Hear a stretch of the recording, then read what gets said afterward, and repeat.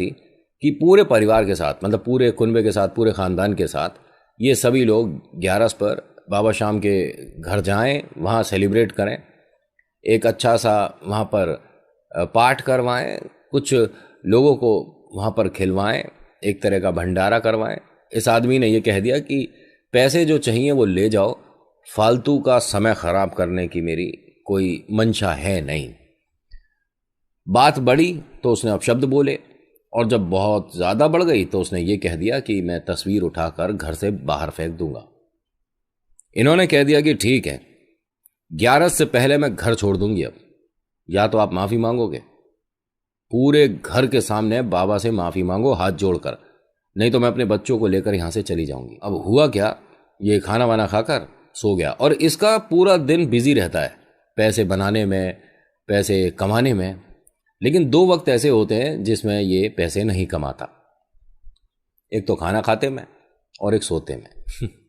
बाकी पूरे दिन फ़ोन कान पर लगा ही रहता है, व्यापार चल रहा होता है, कभी यहाँ कभी वहाँ, कभी कहीं दिमाग कभी कहीं दिमाग। अब होता क्या है कि ये भाई साहब खाना वाना खाकर सो गए तो इन्हें सपने में, मतलब बड़े अजीब अजीब से कुछ ऐसे सपने आ रहे थे जिसके अंदर इन्हें कुछ ऐसा दिख रहा है कि एक बड़ी सी कोई नाव है जिसे कोई चला रहा है, और उसमें इनके बच्चे और इनकी धर्मपत्नी है, और वो इनसे दूर हो रहे हैं। देखिए, प्यार बहुत करता है, तीनों से बहुत प्यार करता है, एक बिटिया है, एक बेटा है, और धर्मपत्नी, तीनों से बहुत प्यार करता है, बस इसे बताना जताना नहीं आता। और ये बस उनसे दूर होता जा रहा है और ये चिल्ला चिल्ला कर रो रहा है। न जाने ये सपना कैसा था, इसकी एकदम आँख खुली। इसने धर्मपत्नी से कहा कि मेरे से गलती हो गई और मैं कुछ ज़्यादा बोल गया था, तुम उनको मानती हो, मुझे ऐसा नहीं बोलना चाहिए था। तो कहती है कि आपको मुझे जो बोलना है बोलो, बच्चों को डांटना है डांटो, आपका हक है, सब कुछ करो, लेकिन आपने मेरे छोटे भाई को जो बोला वो मुझे बर्दाश्त नहीं हुआ। पूरे परिवार का एक विश्वास है उनके साथ, आपसे सब एक तरह से डरते घबराते हैं, शायद इसीलिए आपसे कुछ नहीं कहते, लेकिन मैं डरती नहीं। मेरे भैया से आपने गलत बोला और उनसे माफ़ी मांगनी चाहिए थी, मुझसे नहीं। तो कहते हैं कि ठीक है, तेरे भैया से भी माफ़ी मांग लूँगा अब, लेकिन तू और बच्चे कहीं नहीं जाएंगे। उसने कहा हाँ ठीक है, आप भैया से माफ़ी मांग लोगे तो हम कहीं नहीं जाएंगे।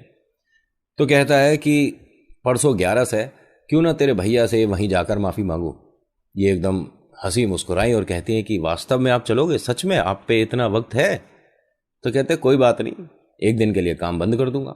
बहुत खुश है ये, जिन आंसुओं के साथ ये सो रही थी अब वो आंसू चेहरे पर है ही नहीं, घर में सभी को जाकर बता रही है, अरे 11 पर चलने का बना लेना भाई, 11 पर चलने का बना लेना जी, सबको बताती फिर रही और सब लोग बहुत खुश हैं।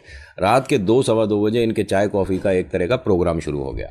हर किसी ने यही कहा कि भैया आपने बहुत सही डिसीजन लिया, वरना भाभी माँ तो बहुत ज़्यादा परेशान हो रही थी और ये आपने बोला बहुत गलत था। इसकी आंखों में भी थोड़े आंसू हैं, लेकिन कहता है कि अब मेरा दिमाग चल गया तो अब क्या कर सकता हूँ, मैंने माफ़ी मांग लेनी है, लेकिन सभी के सामने वहीं पर दरबार में माफ़ी मांगूंगा। कहाँ है ये? तो बताया कि आपके ऑफिस के रास्ते में ही बीच में पड़ता है खाटू श्याम दरबार, लेकिन आपने आज तक देखा नहीं। अब होता क्या है, 11 पर ये पहुंचते हैं और जैसे ही बाबा के सामने आने वाला होता है उससे पहले इसने सब किए कराए पर पानी फेर दिया। आपको पता है कि लाइन जब चलती है धीरे धीरे थोड़ा वक्त लगता है, और 11 पर तो आप जानती हो कि कैसी भीड़ होती है। जब ये मंदिर में अंदर आया तभी इसके ऑफिस से कोई फ़ोन आ गया, और वो फ़ोन कान पर से हट ही नहीं रहा है। मतलब वहाँ सब लोग जयकारा लगा रहे हैं, अर्जियाँ लग रही हैं, बाबा की धुन एक अलग ही माहौल ही अलग होता है, जय श्री श्याम जय श्री श्याम जय। इस आदमी को मतलब ही नहीं, इसने फ़ोन लगा रखा कान पर, और जो आगे चल रहा है, पीछे चल रहा है, साइड चल रहा है, उन सभी को बस बार बार बोला थोड़ा आराम से भाई साहब, क्या मैं फ़ोन पे बात कर रहा हूँ, देख नहीं रहे। और ये इनकी धर्मपत्नी को अब गुस्सा दिलवा रहा है। बच्चों ने भी 2 एक बार कहा कि पापा हम बाबा के सामने आने वाले हैं, फ़ोन को बंद कर दो, अच्छा नहीं लग रहा यहाँ पर, बात नहीं करो ना, देखो नहीं सुन रहा है किसी की। बेटा ज़रूरी बात कर रहा हूँ, पैसों की बातें हैं और थोड़ा इसमें आप बीच में मत बोलो। इनके छोटे भैया, इनके घर में जितने भी और लोग हैं, किसी ने ये कोशिश नहीं करी कि उनसे कहा जाए कि फ़ोन आप हटा लो।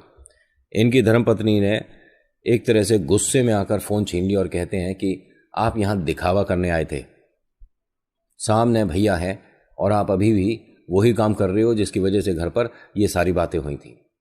मैं आपको फ़ोन अब मंदिर में दूंगी ही नहीं, अब ये मेरे पास रहेगा। अब होता क्या है कि जैसे ही इनका नंबर आता है ये उस टाइम बहुत गुस्सा हुए, लेकिन भीड़ में वापस जाना थोड़ा पॉसिबल कम हो पा रहा था, तो मजबूरी में बाबा के सामने से निकलना पड़ रहा था। सामने आते के साथ ही ना जाने वो कौन सा क्या मूवमेंट हुआ, क्या हुआ नहीं समझ आया। इसकी आंखों से जो आंसू निकलने शुरू हुए, भाई साहब रुकने का नाम नहीं ले रहे हैं।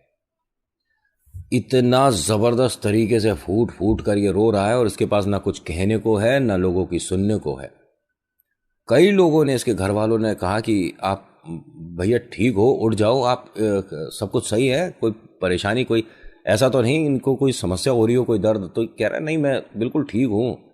लेकिन इनकी आंखों में आके जैसे ही मैंने मिलाई है, उसके बाद से न जाने मुझे क्या हो रहा है, मुझे बड़ा अजीब लग रहा है। आपकी तबीयत ठीक नहीं है, आपको डॉक्टर के पास लेकर चलें? अरे नहीं, मेरे को, मैं कह तो रहा हूँ कि बिल्कुल ठीक हूँ, लेकिन ये जो हैं ये कुछ अलग हैं, ये मैंने जिन्हें देखा है। यही है खाटू श्याम? हाँ बाबा श्याम यही हैं। मैं कितनी बड़ी गलती कर रहा था, मैं इनके पास आने के लिए मना कर रहा था। मैं अब तुम्हारे पास हर 11 आऊंगा, सुन रहे हो? जय श्री श्याम। और इस तरह से ही बात करी है इस आदमी ने, बाबा से यही बोला है, मैं तुम्हारे पास हर 11 आऊंगा, और कुछ नहीं मांगा कि मुझे भगवान पैसा दे दो, मुझे अच्छी सेहत दे दो, या कुछ भी। मतलब आप समझ रहे हो कि ईश्वर के सामने आकर हम न जाने कितनी फरमाइशें कर देते हैं। बहुत से लोग तो लंबी गाड़ी की भी फरमाइश कर देते हैं, मैंने सुना है कि हमारे घर में बड़ी सी गाड़ी आ जाए। ठीक है, ईश्वर पर आस्था हो ना, तो हवाई जहाज भी आ जाएंगे। ठीक है। अब होता क्या है कि यह आदमी बाबा से ऐसा जुड़ गया कि ना जाने